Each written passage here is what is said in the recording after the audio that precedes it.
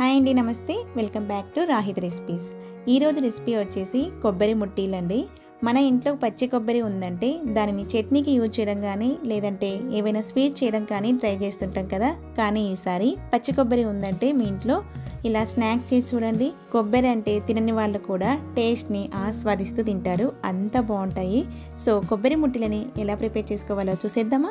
ముందుగా పచ్చి కొబ్బరిని చిన్న చిన్న పీసెస్గా కట్ చేసుకొని ఒకసారి వాటర్తో బాగా క్లీన్ చేసి పెట్టుకోండి. దానిపైన ఏదైనా జిడ్డు లాగా ఉన్నా కూడా అదంతా వెళ్ళిపోతుంది. తర్వాత ఈ కొబ్బరి అంతటిని గ్రైండ్ చేసుకోవాలండి. ఎక్కడా కూడా కొబ్బరి పలుకులు అనేవి లేకుండా కొబ్బరి అంతటిని బాగా గ్రైండ్ చేయండి. ఇక్కడైతే నేను ఒక కొబ్బరికాయ అంతటిని యూజ్ చేస్తున్నానండి. ఇలా కొబ్బరి అంతటిని గ్రైండ్ చేసుకున్నాక వాటిని ఒక బౌల్లోకి తీసి పెట్టుకోండి. తర్వాత అదే మిక్సీ జార్లో ఒక పెద్ద సైజులో ఉండే ఆనియన్ ఒకటి చిన్న చిన్న పీసెస్గా కట్ చేసి పెట్టుకొని యాడ్ చేసుకోండి. అలాగే 2 పచ్చిమిర్చి, అర ఇంచు అల్లం ముక్క వేసి గ్రైండ్ చేయండి.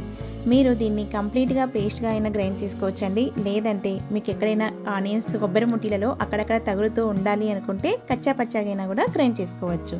నేనైతే ఇక్కడ కంప్లీట్గా పేస్ట్ లాగా గ్రైండ్ చేస్తున్నానండి.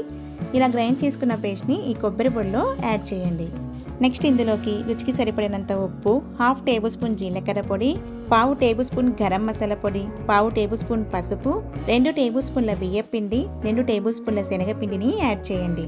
ఇప్పుడు చేత్తోనే అంతా బాగా మిక్స్ చేయండి.